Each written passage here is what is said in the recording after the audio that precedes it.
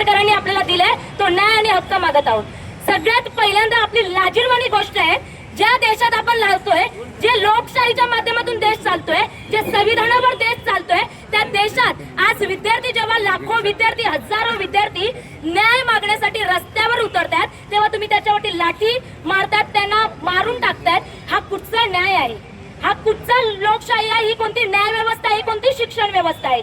सगळ्यात पहिल्यांदा या संतापजनक वातावरण निर्माण केलेलं आहे। मला असं वाटतंय की विद्यार्थी जर संविधानाने न्याय मागतात तर तुम्ही हक्क द्या, त्यांचा न्यायाचा जो न्याय मागायला तुमच्या समोर आलेले आहेत त्यांना तुम्ही शांततामय मार्गाने न्याय द्या। कारण विद्यार्थी युवक म्हटलं तर भारत हा युवकांचा देश आहे, त्यामुळे आज आपल्या देशाची परिस्थिती ही फार वाईट झालेली आहे। फक्त मी एवढंच म्हणेल की जसा आमचा हक्क, जसा आमचा या अन्यायाविरोधात आवाज आहे, तो आवाज कायम राहिला पाहिजे। आणि आज कुठेतरी ही लोकशाही संपत आहे की काय असा विचार माझ्या मनात, तुमच्या मनात आणि देशात राहणाऱ्यांच्या प्रत्येकाच्या मनात निर्माण झालेला आहे। त्याला जर आपल्याला उत्तर द्यायचं असेल तर मी तुम्हाला सगळ्यांना सांगते की आपल्याला जर वाटत असेल लोकशाही संपत चाललेली आहे, तर आज इथे जमलेले सगळेजण आज दिल्लीवरती असणारा मोर्चा याच्यावरील लक्षात ठेवा की आपण डॉक्टर बाबासाहेब आंबेडकरांनी घेतलेल्या विचारांनी चालणारे लोक आहोत। म्हणजे जेव्हा जेव्हा संविधानावरती, जेव्हा जेव्हा लोकशाहीवरती आघात होतो, तेव्हा आमच्यासारखे असंख्य युवक, तुमच्यासारखे असंख्य महिला, तुमच्यासारखे असंख्य नागरिक रस्त्यावरती उतरून न्याय मागतो, एवढं लक्षात ठेवा। आणि त्यांनी पण लक्षात ठेवलं पाहिजे। आणि लोकशाही आपण काही संपायला देणार नाही। एवढ्या वर्षात ज्या बाबासाहेबांनी अंधारातून आपल्याला प्रकाशाकडे नेण्याचा मार्ग दाखवला, आणि अशीच का आपण लोकशाही संपायला, एवढे का आपण साधे मूर्ख नाही आहोत की आपण ना त्याच्यासाठी लढणार, हक्क लढणार। मी एवढंच सरकारला विनंती करेल, आपण चांगल्या शब्दातच विनंती करतो, आपण त्यांच्याकडे मागणी मागतो की आम्हाला अन्याय नको, आमच्यावरची लाठी नको, आम्हाला न्याय द्या, आम्हाला दडपशाही नको, आम्हाला तुम्ही उत्तर द्या आणि ते पण शांतते मार्गाने द्या। जसा दिल्लीमध्ये चालला होता शांतते मार्गाने, सोनम वांचुक यांनी गेल्या 20 दिवस, आज मला वाटतं 22 दिवस झालेले आहेत, उपोषणावरती बसलेले आहेत। एखादा महान व्यक्ती देशातील, एखादा शिक्षण तज्ञ, समाज सुधारक या लढ्यासाठी उतरत असेल, आज बरेच लोक या आंदोलनावरती टीका टिप्पणी करतात, म्हणजे म्हणतात आंदोलन कशासाठी? तर त्यांना सांगा की शिक्षणाचा अधिकार आपल्याला भेटलेला आहे, त्या अधिकारासाठी आज हजारो भविष्य, विद्यार्थ्यांचं भविष्य आहे त्याच्यावरती अवलंबून। आणि आज जर आपण बोललो नाही तर आपण कधीच बोलणार नाही, एवढंच लक्षात ठेवा। शेवटी एवढंच म्हणेल की माझी सरकारला, शिक्षण व्यवस्थेला, न्याय व्यवस्थेला एवढीच विनंती आहे की आमच्यासारखे युवक तळमळीने मेहनती करतात, अभ्यास करतात, आणि त्या मेहनतीचं काय हे प्रश्न विचारण्यासाठी तुमच्या समोर येत आहेत ना, तेव्हा तुम्ही शांततापूर्वक त्यांना उत्तर द्या, शांतता मार्गाने निर्णय द्या। आणि लवकरात लवकर हे जे सर्व चालले आहे देशामध्ये, दडपशाही, लोकशाहीवरती आघात चाललेला आहे, त्याच्यावरती शांततापूर्वक मार्गाने मार्ग काढूया। आणि आपण डॉक्टर बाबासाहेब आंबेडकर असतील, छत्रपती शिवाजी महाराज असतील, माता सावित्रीबाई फुले असतील, भगतसिंग असतील, यांच्या विचारावरती चालणारी माणसं आहेत। या महापुरुषांनी आपलं रक्त वाया घालवलं, आपल्या रक्ताचा थेंब वाया घालवला, रक्त सांडलं, आणि या महापुरुषांनी एवढा भारत देश आपल्यासाठी आझाद करून दिलेला आहे।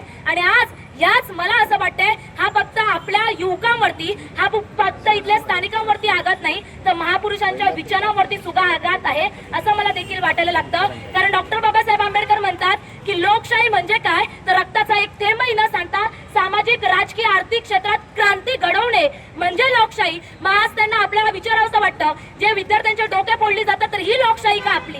विद्यार्थ्यांवरती लाठी मारली जातात, 15-15 वर्षाच्या मुलीवरती छातीवरती पाय ठेवून त्यांचे कपडे काढले जातात, ही लोकशाही का? मग याच्यावरती आपल्या सगळ्यांना आवाज उठवला पाहिजे।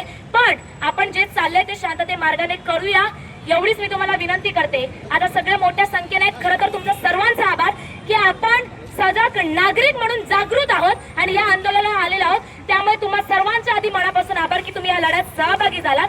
शेवटी एवढंच म्हणेल, आवाज आपला काय असतो, म्हणजे गल्लीतला आवाज दिल्लीपर्यंत जाऊ दे, त्यामुळे आपण सगळ्यांनी घोषणा द्यायचं आहे, इन्कलाब जिंदाबाद, इन्कलाब जिंदाबाद, जिंदाबाद जिंदाबाद, इन्कलाब जिंदाबाद, जिंदाबाद जिंदाबाद, इन्कलाब जिंदाबाद, डॉक्टर बाबासाहेब आंबेडकरांचा विजय हो, डॉक्टर बाबासाहेब आंबेडकरांचा विजय हो। धन्यवाद।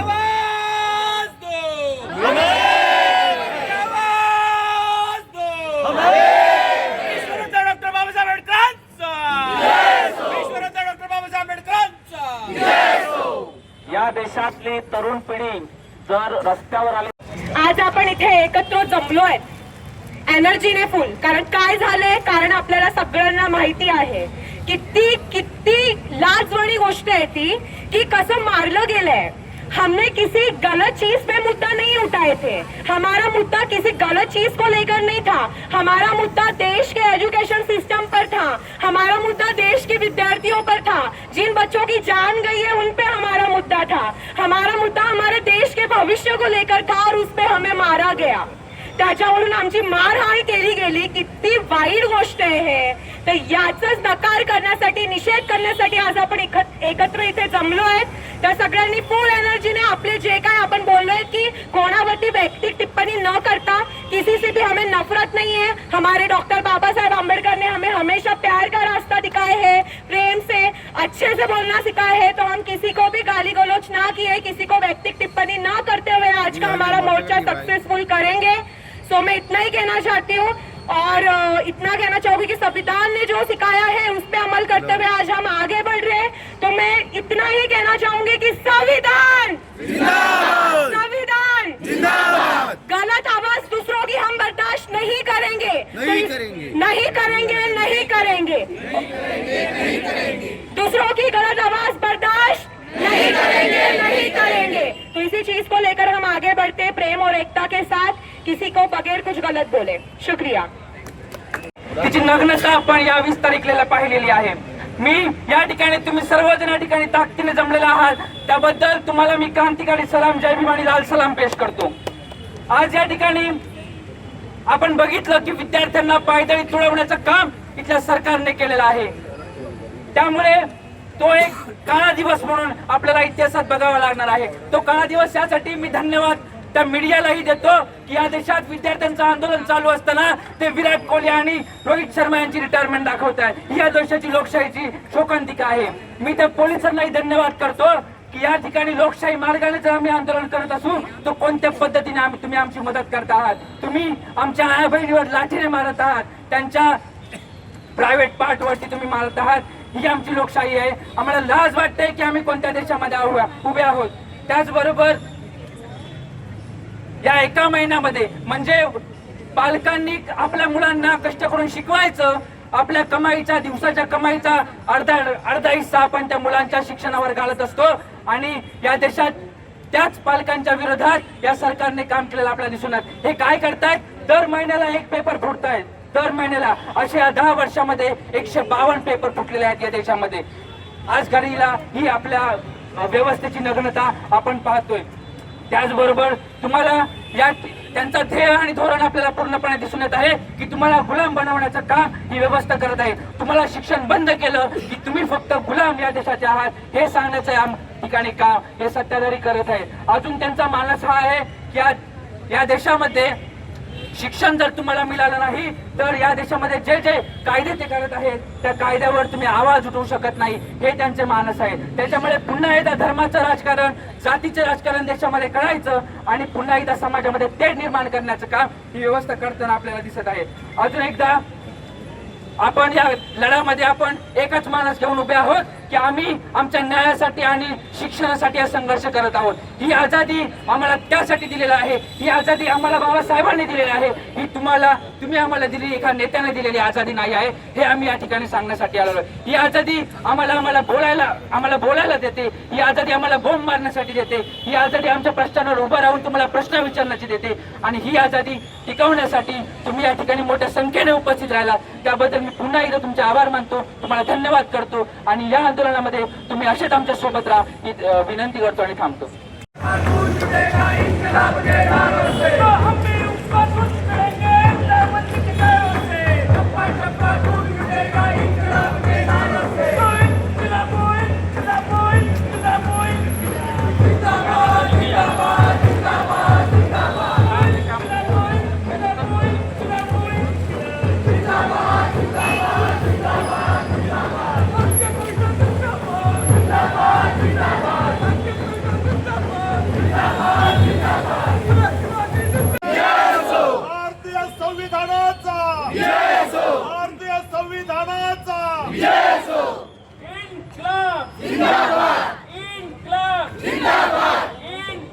अनेक संघटनांच्या कार्यकर्त्यांनी दिल्लीच्या जंतर मंतरवर झालेल्या हिंसेमुळे आपल्यामध्ये संताप आहे, पण तो संताप आपण सनदशीर मार्गाने व्यक्त करायचा आहे.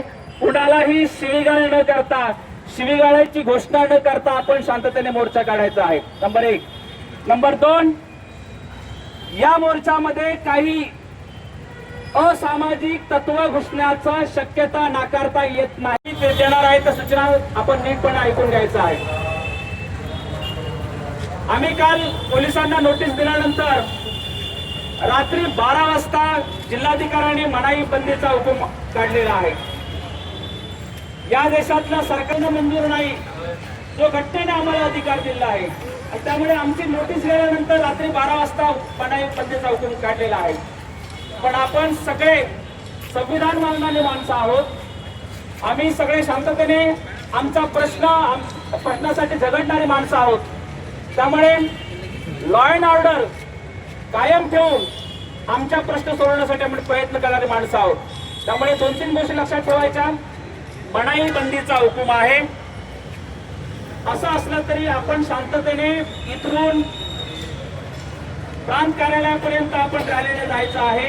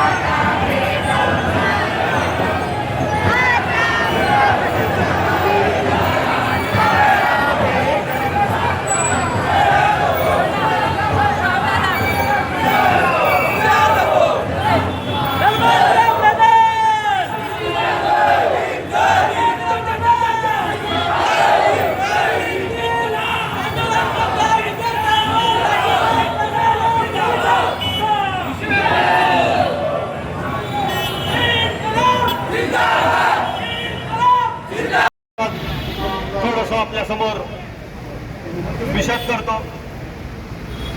एक म्हणजे या महाराष्ट्रात म्हणे कोणतरी मंत्री आहे, त्याला त्याचं आडनाव काहीतरी 51 खुळे का 54 खुळे काहीतरी आहे. हा मंत्री, कारण याच्या संदर्भातला आधार आता संपलेला. हा मंत्री बनवला होता त्या दिवशी की जंतर मंतरच्या आंदोलनामध्ये आंदोलकांनी दगड भरलेले ड्रम्पर आणून ठेवले होते. जंतर मंतर दिल्ली, की ज्या ठिकाणी अवघ्या जगाचं लक्ष असतं, ती काही कणकवलीची एक गल्ली आहे की ज्याच्यामध्ये डंपर आणून उभे करतील आंदोलन. अरे एवढं साधं ज्या मंत्र्याला समजत नाही, असली विधानं आज हे भाजप आणि त्यांचे पिट्टे करू लागलेले आहेत, कारण ते घाबरलेले आहेत. त्याने अशा पद्धतीची आंदोलनं हाताळण्याचा कसलाही अनुभव नव्हता आणि त्यातून जे काही अत्याचार घडले ते आज आपल्या सगळ्यांच्या समोर आहेत. एक गोष्ट लक्षात ठेवा की आपल्याला महामानवाने एक हत्यार आपल्या हातामध्ये दिलेलं आहे. ते हत्यार आहे ते घटनेचा अधिकार, आणि एका महात्म्याने आपल्या हातामध्ये दुसरं हत्यार दिलेलं आहे की त्या घटनेच्या आधारे आपले न्याय हक्क मांडण्यासाठी रस्त्यावर उतरून सत्याग्रह करण्याचा. या दोन न्याय मार्गांनी ज्यावेळी विद्यार्थी बाजार संपूर्ण भारतातल्या रस्त्यावरती उतरतो, मग ती विदिशा असू देत नाही तर आणखी कोणी असू देत, एक गोष्ट लक्षात ठेवा की आज हा शेवट नाही आहे. लक्षात घ्या की भविष्यामध्ये, कारण आता आपल्या त्यांच्या समोर कसल्याही प्रकारचं निवडणूक नाहीये, त्यामुळे ते या आंदोलनांकडे दुर्लक्ष करतायत. आम्हाला आंदोलनजीवी म्हणणाऱ्या मोदी शहाणा सांगतोय की जर आम्ही आंदोलनजीवी असू तर तुम्ही निवडणूकजीवी आहात, आणि हे निवडणूकजीवी सरकार आता नाहीसच केलं पाहिजे, त्याच्याशिवाय तरुण बाहेर राहिलेला नाही. मोदी सरकार हाय हाय हाय हाय, मोदी सरकार हाय हाय हाय हाय. त्यामुळे ज्या पद्धतीनं एक साधी मागणी विद्यार्थ्यांची होती की या सगळ्या नीट परीक्षेतल्या झालेल्या घोटाळ्याचा, ज्यामुळे विदिशासारखे 2.5 लाख विद्यार्थी पुन्हा परीक्षा देण्याचं धाडस करू शकले नाही, किंवा जवळपास 27 पेक्षा अधिक विद्यार्थ्यांनी आपलं आयुष्य संपवण्याचा निर्णय घेतला.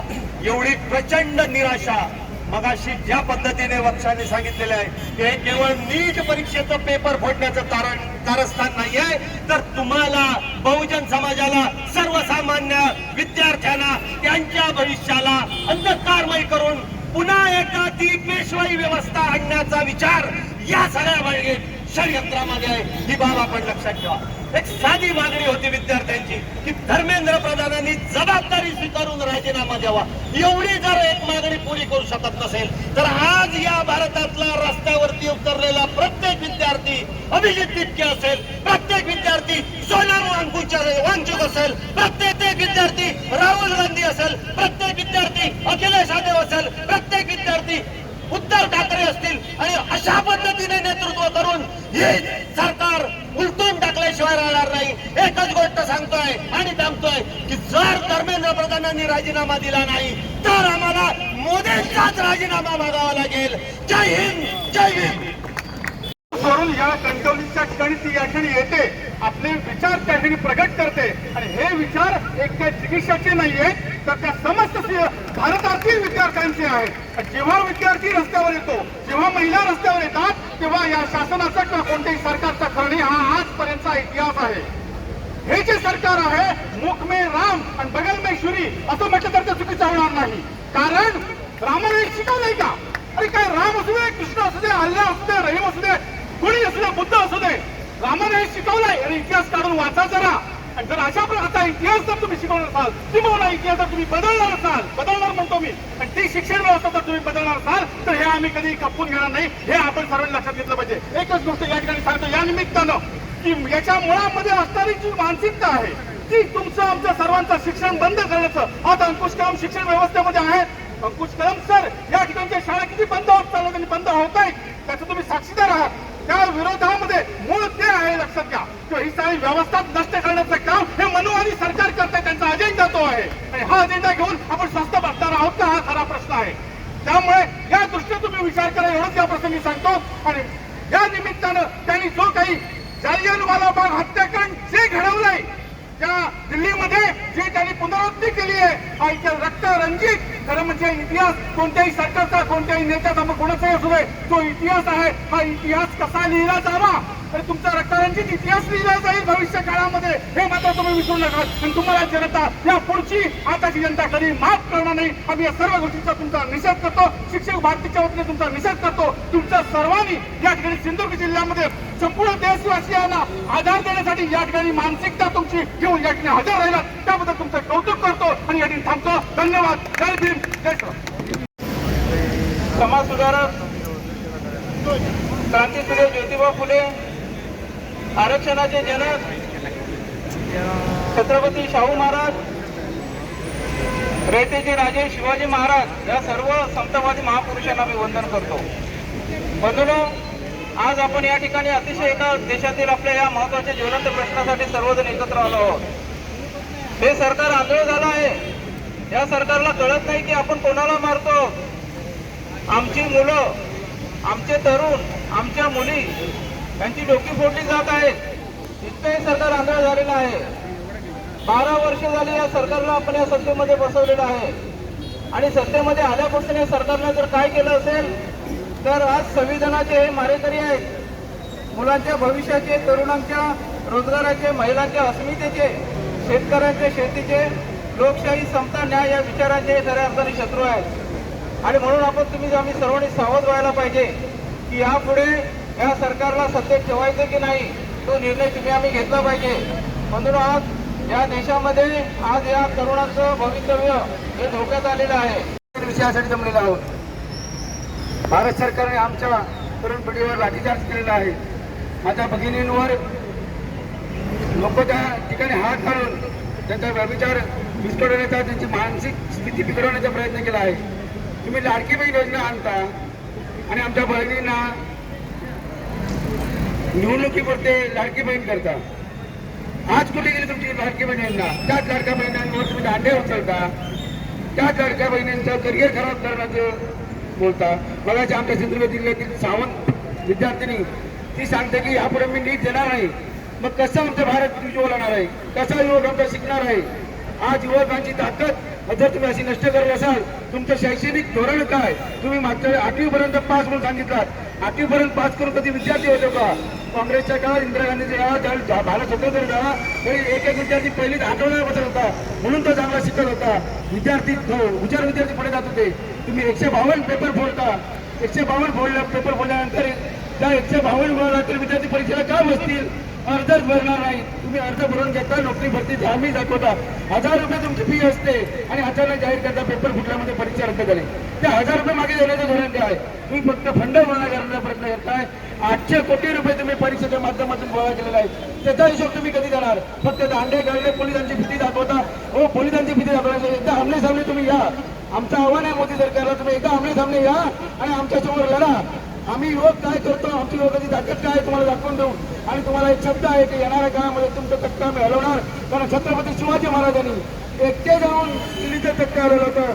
तेच आमचा दिग्गज, आमचा युवक करतोय आणि त्या दिग्गजाच्या पाठी आम्ही तरुण मंडळीसाठी थांबणार आहोत. म्हणून बोलतो आमचं जय भारत.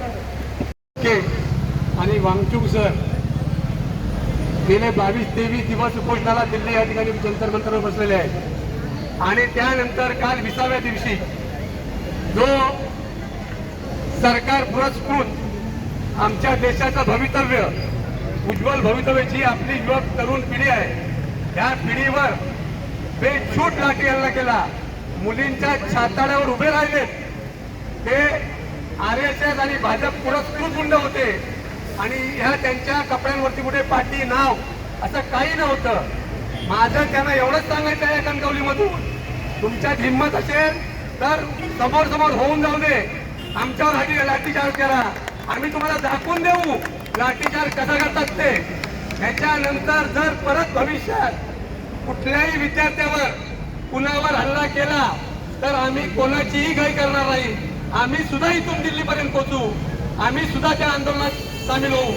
आज ज्या पद्धतीने सरकार, भाजप सरकार, निकम्मी सरकार आज त्या प्रधानचा राजीनामा घेण्यासाठी विनाकारण विलंब करत आहे, त्याच्यामध्ये आपल्या देशातली लहान मुलं, विद्यार्थी याच्यात बळी ठरत आहेत. यांनी वेळेतच त्या प्रधानचा राजीनामा घ्यावा.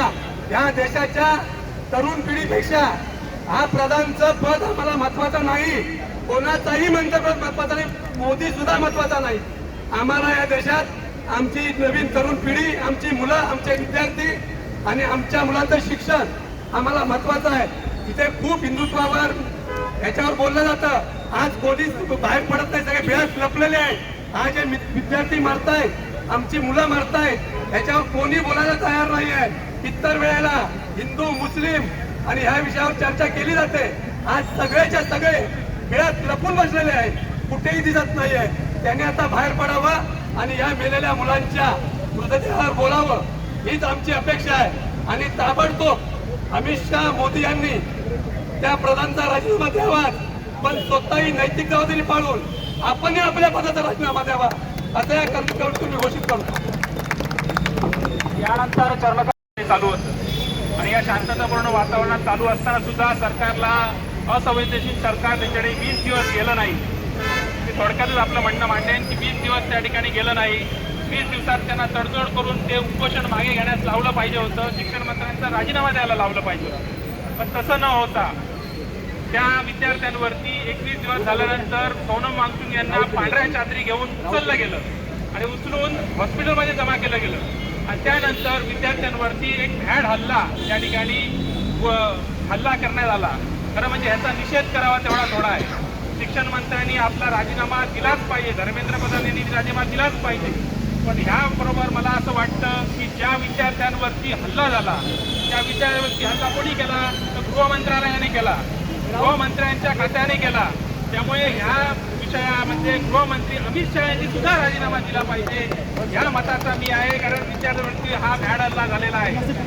तुमच्या आमच्यामध्ये विभागण करण्याचं काम भाजपचं एक सेल, IT सेल करत आहे. बरं, म्हणजे तुम्हाला बघितलं असाल तुम्ही की इतके व्हिडिओ चांगले ज्या पद्धतीमध्ये येत आहेत, ज्या पद्धतीने पोलीस मारहाण करणारे व्हिडिओ येत आहेत, त्याच पद्धतीने भाजपचं IT सेल काय करत आहे, विद्यार्थ्यांनी कुठेतरी हल्ला केला हे दाखवत आहे, कोणाला तरी पाकिस्तानी ठरवत आहे, कोणाला तरी देशद्रोही ठरवत आहे. त्यामुळे तुम्ही सुद्धा सावधान राहिलं पाहिजे की या अनुषंगाने हे आपल्यावरती सुद्धा झाल्या घालू शकतात. त्यामुळे तुम्ही या ठिकाणी जागरूक राहून अशा लोकांना उत्तर देणं खूप गरजेचं आहे. कारण तुम्ही सुद्धा बाहेर पडलं पाहिजे. आज अशी परिस्थिती देशामध्ये होती 4 दिवसापूर्वी, 21 दिवसापूर्वी तुम्ही असं म्हणे की कोणालाही कोणावर अन्याय होऊ नये, हे सगळं शांत राहायचे, लोक शांत राहायचे, जनता शांत राहायची. पण आज ती जनता प्रश्न विचारले आहे आणि हा प्रश्न विचारलाच गेला पाहिजे. हे विद्यार्थी पण पुढे आले आहेत. खरं म्हणजे विद्यार्थी सुद्धा इथे उतरलेले आहेत. खरं म्हणजे आपण सुद्धा प्रश्न विचारले पाहिजे, जनतेने प्रश्न विचारले पाहिजे. जोपर्यंत आपल्या घराला आग लागत नाही तोपर्यंत प्रश्न विचारायला कोण बाहेर येत नाही. असं का होतं या देशामध्ये? कारण तुम्ही लक्षात घ्या, आज तुम्हाला आवाज उठवायला तरी संधी आहे. उद्या जर संविधान यांनी बदललं तर तुम्हाला हा आवाज उठवायला सुद्धा मिळणार नाही याची खात्री तुम्ही करून घ्या. कारण तुम्हाला आज बाहेर पडलं पाहिजे. आज ही संधी आहे की तुम्हाला तुमचा आवाज तुम्ही या जनतेपर्यंत, या केंद्र शासनापर्यंत पोहोचवला पाहिजे. तुम्हाला हा आवाज पोहोचवलाच पाहिजे. कारण ही तुमचा आवाज दाबण्याचा एक प्रकार या ठिकाणी घडत आहे. तुम्हाला या देशामध्ये लोकशाही उरली आहे का हा प्रश्न खरा म्हणजे या ठिकाणी उपस्थित होतो. लोकशाही उरली आहे का? हुकुमशाहीकडे या ठिकाणी वाटचाल या देशाची चालू आहे. ही अराजकता कोणी माजवली आहे? ही अराजकता दोन माणसांनी माजवली आहे. मोदी आणि शहानी आता अराजकता माजवली आहे. आणि या अराजकतेवरती आपण उत्तर म्हणून या ठिकाणी रस्त्यावर उतरणं प्रत्येक माणसाची, प्रत्येक यांची जबाबदारी आहे. आणि ही जबाबदारी आपण सर्वांनी पार करूया. या विद्यार्थ्यांना न्याय देण्यासाठी आपण रस्त्यावर उतरलेलो आहे. ज्या हा भ्याड हल्ला जो झालेला आहे विद्यार्थ्यांवरती त्याचा हिशोब या सरकारला द्यावाच लागेल. आणि हा हिशोब तुम्ही द्यायला भाग आम्ही पाडू एवढंच सांगतो आणि थांबतो. जय हिंद, जय महाराष्ट्र. आणि विशेष म्हणजे मोठ्या संख्येनं आलेल्या महिला, या सगळ्यांना आम्ही क्रांतिकारी अभिवादन करतो, सगळ्यांचं अभिनंदन करतो आणि आभारी व्यक्त करतो. दिल्लीमध्ये विद्यार्थ्यांच्यावर जो अमानुष लाठीमार, क्रूर लाठीमार करण्यात आला त्याबद्दल दिल्ली पोलीस, या पोलिसांना आदेश देणारं सरकार, या सगळ्यांचा मी या ठिकाणी जाहीर निषेध करतो. CITU, कामगार संघटना, मुंबई विद्यापीठ प्राध्यापक संघटना यांच्या वतीनं या देशात जे चाललेलं आहे या सर्व शिक्षण विरोधी गोष्टींचा धिक्कार करतो.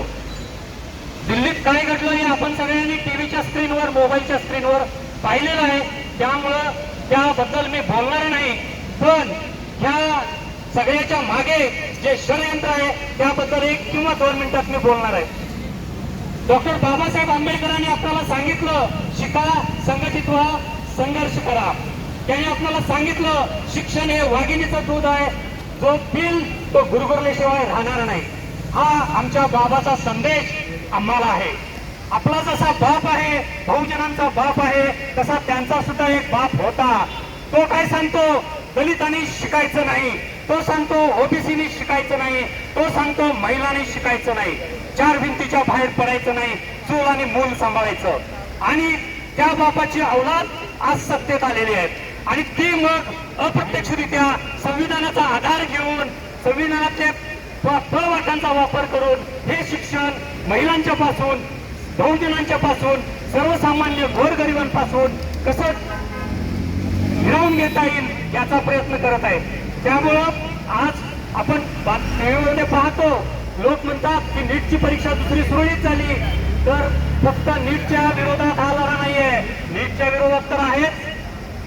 प्रधानांनी राजीनामा दिला पाहिजे, धर्मेंद्र प्रधान त्याच्या विरोधातही आहेच. परंतु एकूणच ही सगळी शिक्षण व्यवस्था आणि राजकीय व्यवस्था बदलली पाहिजे, ह्या विरोधात हा लढा आहे. त्यामुळे हे संपूर्ण परिवर्तन झाल्याशिवाय हा लढा थांबणार नाही. मित्रहो, शिक्षण हे इतकं महत्वाचं आहे का असं सुद्धा टीव्हीवर काही लोक, जाणकार लोक म्हणतायत. काही तथाकथित लोक म्हणतायत की ज्यांचं 7वी पर्यंत शिक्षण झालं ते आम्हाला धडे देत आहेत की हे आंदोलनामध्ये नक्षलवादी होते, आंदोलनामध्ये दहशतवादी होते, देशद्रोही होते, ज्यांचं शिक्षण 7वी झालेलं आहे. संदीप, मी बोलणार आहे नंतर, मी बोलणार आहे नंतर. जय भीम. या ठिकाणी उत्स्फूर्तपणे गेल्या 2 दिवसात फक्त मेसेजवर जंतर मंतरवरील आंदोलनाच्या अनुषंगानं आक्रोश मोर्चा काढलेला आहे. या आक्रोश मोर्चाला उत्स्फूर्तपणे उपस्थित झालेल्या सर्व लोकशाही नागरिकांचं मी पहिल्यांदा स्वागत करतो आणि अभिनंदन करतो. मित्रांनो, जंतर मंतरवर विद्यार्थ्यांना जो लाठीहल्ला झाला त्या ठिकाणी तरुण मुलींची बेअब्रू केली गेली. आपण मीडियावर सगळं बघितलं. आज संपूर्ण देशभरामध्ये आणि महाराष्ट्रामध्ये आणि या कणकवलीमध्ये सुद्धा आक्रोश मी तुम्हाला निश्चितपणे सांगतो, जेव्हा विद्यार्थ्यांवर हात टाकला तेव्हा या सरकारवर पण जनता हात टाकून यांना नेस्तनाबूत केल्याशिवाय राहणार नाही, यांना खाली घेतल्याशिवाय राहणार नाही. या ठिकाणी धर्मेंद्र प्रधान शिक्षण मंत्री आहेत, या शिक्षण मंत्र्यांनी राजीनामा द्यावा यासाठी गावोगल्ली सगळे आंदोलन मोर्चे उभे राहिलेले आहेत.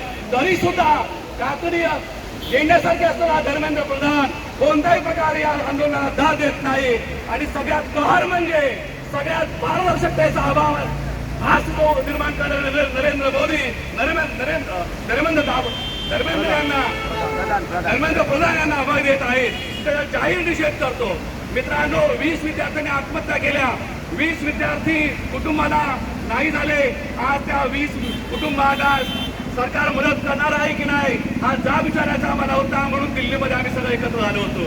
आज दिल्लीमध्ये जे आंदोलन सुरू झालेलं आहे ती चिंगारी आहे.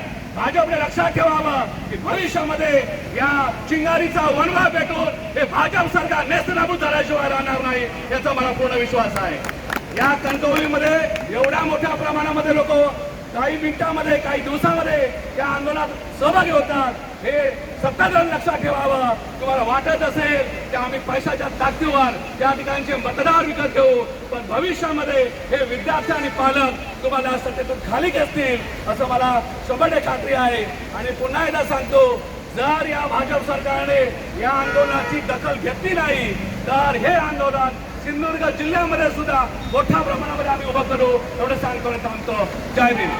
नीटचा पेपर फुटल्यानंतर देशभरात त्यानंतर कणकवलीमध्ये आक्रोश मोर्चा काढलाय. काय आपली भावना आहे? माझ्या मते मी आनंदी आहे की लोक पुढे येत आहेत आणि लोक याविषयी आवाज उठवत आहेत. जसा जंतर मंतरवरती आवाज उठला असा माझ्या मते अजून देशभरामध्ये उठतोय आणि अजून असा उठला पाहिजे. याच्यासाठी खरं तर मी आनंदी आहे की असा मोर्चा ऍक्च्युली आला मुलांसाठी आणि मुलांसाठी वरती झालेल्या अत्याचारासाठी, जी मुलं वारली त्यांच्यासाठी आणि ज्या मुलांना ह्याच्यातून सफर करावं लागलं त्यांच्यासाठी हा जो मोर्चा उठला त्याच्यासाठी खरं तर मी खूप आनंदी आहे.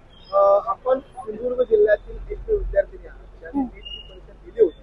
हो. काय आपली भावना आहे? मी नीटची परीक्षा ऍक्च्युली गेले 1 वर्ष मी तयारी करते नीटच्या परीक्षेसाठी. मी 1 वर्ष ड्रॉप घेतलाय 12वीच्या नंतर. आणि ऍक्च्युली जेव्हा तुम्ही नीटची परीक्षेची तयारी करत असता, जेव्हा तुम्ही ऑनलाईन तयारी करत असता, तेव्हा तुम्हाला ना मित्र परिवार असतो ना काय, जे तुमच्या सोबत असतात, ज्यांच्यासोबत तुम्ही लहानपणापासून वाढलात ते पुढे गेलेले असतात, पुढच्या वर्गात गेलेले असतात, त्यांची एक लाईफ चालू झालेली असते आणि तुम्ही तसेच घरामध्ये आहात. रोज सकाळी उठताय, रोज सकाळी तेच लेक्चर बघताय, तोच अभ्यास करताय आणि एका आशेवरती की नीटची परीक्षा माझी चांगली जाईल आणि मला मेडिकलला ऍडमिशन मिळेल आणि काहीतरी होईल, कारण माझं देशामध्ये यापुढे काय व्हायचं असेल तर अशा ठिकाणी जाऊन काहीतरी पुढे होतं. हा साधारणपणे विद्यार्थ्यांवरती दिलेला एक माइंडसेट असतो. त्यामुळे ह्या सगळ्यामध्ये तुम्ही तयारी करता, तुमच्यावरती कॉन्स्टंट मेंटल प्रेशर असतं. आई बाबांनी पैसे तुमच्यात इन्व्हेस्ट केलेले असतात की तुम्ही 1 वर्ष आहात, मी ऑलरेडी पाठी आहे, मला अभ्यास करायचा आहे, एवढं राहिले तुम्ही तयारी करता, तुम्ही पेपरला जाता आणि जेव्हा पेपर लीक होतात इथे सुद्धा जी एखादी सिस्टीम ही इक्वल असली पाहिजे तिथे सुद्धा जेव्हा ज्याच्याकडे पैसे आहेत ते पुढे जातात बाकीच्यांपेक्षा, गोरगरिबांपेक्षा, तर त्या सिस्टीमचा अर्थ काय राहिला? त्या गोरगरीब मुलांचं ज्यांनी कष्ट घेतले, त्या एका खोलीमध्ये बसून कष्ट घेतले, आई बाबांनी त्यांच्यावरती पैसे लावले, त्यांचा पुढे काय? त्यांनी पुढे काय करायचं? त्यांना डिप्रेशन नाही येणार का? अशी 20 मुलं मेली. मला स्वतःला माहितीये किती जणांनी मला सांगितलं की जिगीषा ही मेली मान्य आहे मला, परंतु विषय असा आहे की काही जण कावड असतील, काही जणांचा ऍक्च्युली अभ्यास झाला नसेल म्हणून ती वारली असतील. पण मला असं म्हणायचं की एखाद्याने अभ्यास न झाला म्हणून एवढ्या टोकाचं पाऊल उचलावं, एवढ्या टोकापर्यंत जावं की नाही मी जगू नाही शकत आणि त्यांनी आत्महत्या करावी, 20 मुलांनी आत्महत्या करावी एका सगळ्यात लार्जेस्ट डेमोक्रेसी मधल्या लार्जेस्ट एज्युकेशन सिस्टीमची, ज्याच्यामध्ये 23 लाख मुलं दरवर्षी बसतात. मग तुमची अकाउंटेबिलिटी कुठे गेली? काहीतरी चुकीचं आहे ना. एवढं जर माझ्यासारख्या 18 वर्षाच्या मुलीला जर समजत असेल तर मग हे धर्मेंद्र प्रधानांना का नाही समजत? हे मग देशाच्या वरती बसलेल्या, खुर्चीवरती बसलेल्या लोकांना का नाही समजत? असा एक माझी विद्यार्थिनी म्हणून त्यांना एक फक्त प्रश्न आहे, बाकी मला अजून काही म्हणायचं नाही. ह्याची अकाउंटेबिलिटी कुठे गेली? जी मुलं वारली त्यांना त्यांच्या आई बाबांसाठी ना तुम्ही काही देणार का? ही सिस्टीम मधून चांगली करणार का? आणि धर्मेंद्र प्रधानांना त्यांच्या सीटवर उतरवणार का? मोदींना स्वतः अकाउंटेबिलिटी घेता येईल का आणि ते इथून उतरतील का? ह्याचं त्यांनी उत्तर विद्यार्थ्यांना द्यावं आणि त्यांच्या आक्रोशाला त्यांनी ऍक्च्युअली उत्तर द्यावं, ना की पार्लमेंटच्या बाहेर त्यांनी गन मुलांच्या समोर त्यांनी पॉइंट कराव्या. हे माझं म्हणणं आहे. जिगीषा जगन्नाथ सावंत. का मी या शिक्षण व्यवस्थेवरती विश्वास ठेवला. मला वाटलं की शिक्षण व्यवस्था ही संविधानाने आपल्याला दिलेली शिक्षण व्यवस्था, संविधानाने दिलेले महिलांसाठी दिलेली इक्वॅलिटी, विद्यार्थ्यांसाठी दिलेली इक्वॅलिटी, यामुळे माझ्या भविष्यासाठी मला चान्स मिळेल. मी या नीटची परीक्षा दिली, परंतु नीटची परीक्षा यावेळी लीक झाली. मला स्वतःला माहिती आहे की सकाळी उठायचं 9 वाजता बसायचं ते रात्री 9 वाजेपर्यंत. ना माझ्या वर्गातली सगळी मुलं पुढच्या इयत्तांमध्ये निघून गेलेली होती आणि मी एकटी 12वी झालेली आहे माझी आणि मी तोच अभ्यास परत करते. ना मला मित्रांना, मला कोण ती वही आणि तो खोली एवढ्या यांच्यामध्ये आम्ही अभ्यास केला. का? कारण आम्ही ती नीटची परीक्षा देऊ शकू, नंतर आम्हाला मेडिकल करता येईल आणि नंतर आम्ही आमच्या फॅमिलीसाठी काहीतरी करू शकू. परंतु ते झालं नाही. का झालं नाही? कारण करप्शन. बघा ना तुम्ही, मला सांगा तुमच्यापैकी कोण एक माणूस असा आहे जो डोळा बंद करून सांगू शकतो की हा हे बाबा सेक्टर आहे, इथे करप्शन नाहीये, इथे रस्त्यामध्ये करप्शन, एज्युकेशन मध्ये करप्शन, मिनिस्ट्रीमध्ये करप्शन, सगळीकडे करप्शन. आणि या करप्शनने आज विद्यार्थ्यांचा बळी घेतला. जे आज 20 पेक्षा जास्त विद्यार्थी मेले हे या करप्शनमुळे, ह्या नीट मध्ये झालेल्या घोटाळ्यामुळे मेलेले आहेत. मी नीटची पहिली परीक्षा दिली ज्यावेळी लीक झाला. मी स्वतः डिप्रेशन मध्ये होते, मी नीट दिली नाही. मी आता नीट देणार नाहीये. मला आता या अख्ख्या जगामध्ये आता जे चालले, कालच्या विद्यार्थ्यांवरती जे झाले, हेच पोलीस, ज्या पोलिसांनी आपल्याला सांगितलेलं आहे की सदरक्षणाय खलनिग्रहणाय, याच पोलिसांचं ज्यांचं हे वाक्य आहे, त्यांनी पोलिसांनी लाठीचार्ज केला, 50 विद्यार्थ्यांची डोकी फुटली, बायकांच्या नको तिथे हात लावण्यात आला. हे आपल्या सरकारचं उत्तर मिळतं ज्यावेळी विद्यार्थी खरंच आवाज उठवतात. आणि ही आपल्या देशाची रियालिटी. जिथे जा तिथे करप्शन आहे, जिथे आवाज उठवाल तिथे तुमची आवाज आणि मुद्गात कमी केली जाते, बाकी काहीही नाही. आपलं संविधान, आपल्या भारताचं संविधान, हे बघा, आम्ही भारताचे लोक, भारतात एक सार्वभौम, समाजवादी, धर्मनिरपेक्ष, लोकशाही गणराज्य घडवण्याचा. मला सांगा यापैकी काय राहिलंय? आपला देश सार्वभौम राहिलाय, आपला देश समाजवादी राहिलाय, धर्मनिरपेक्ष राहिलाय. आणि आता तर काय, 21 तारखेच्या इन्सिडेंट नंतर तो लोकशाही आहे की नाही याविषयी शंका राहिलेली आहे. सामाजिक, आर्थिक, राजनैतिक न्याय नाही, विचार अभिव्यक्ती, विश्वास, श्रद्धा आणि उपासनांचे स्वातंत्र्य नाही आणि दर्जाची व संधीची समानता देखील या एज्युकेशन मध्ये झालेल्या करप्शन नंतर आम्हाला दिसत नाही. आम्ही काय करायचं? या देशामध्ये चाललेले हे प्रकार बघून मी आता नीट देणार नाही. मला असं वाटतं की मी हे सोडीन, मी ऍक्च्युअली एज्युकेशन घेईन, पॉलिटिकल सायन्स करीन आणि काहीतरी करीन. कारण इथे सगळे जे नेते आहेत ते फक्त कामं करतात आणि हे करतात आणि पैसेवाले नेते हे करतात. इथे शेतकऱ्यांची मुलं कधी नेते म्हणत नाही, इथे गरजूंची, गोरगरिबांची मुलं कधी नेते म्हणत नाही, इथे बायका कधी नेते म्हणत नाही. इथे नेते म्हणतो कोण? इथे नेते ते म्हणतात जे मोठ्या नेत्यांच्या गाद्या काम करतात, त्यांचे पाय चेपून देतात, हे नेते म्हणतात. जे करप्शन करतात ते नेते बाहेर बीजेपी मध्ये, जे रेप करतात ते नेते, जे करप्शन करतात ते नेते, ज्यांच्यामुळे आपल्या भारतामध्ये अन्याय बसलेला आहे ते नेते आमचे. त्यांच्यासाठी आम्ही काम करायचं. पण आमची गोरगरिबांची मुलं अशा नीट सारख्या याच्यामुळे काही करू शकत नाही.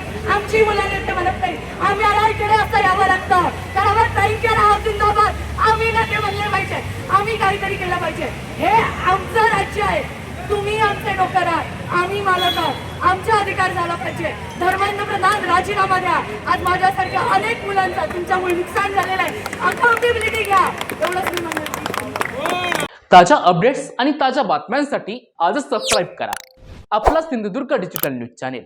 लाईक करा, शेअर करा, कमेंट करा आणि महत्त्वाचं म्हणजे बेल आयकॉनला क्लिक करायला विसरू नका.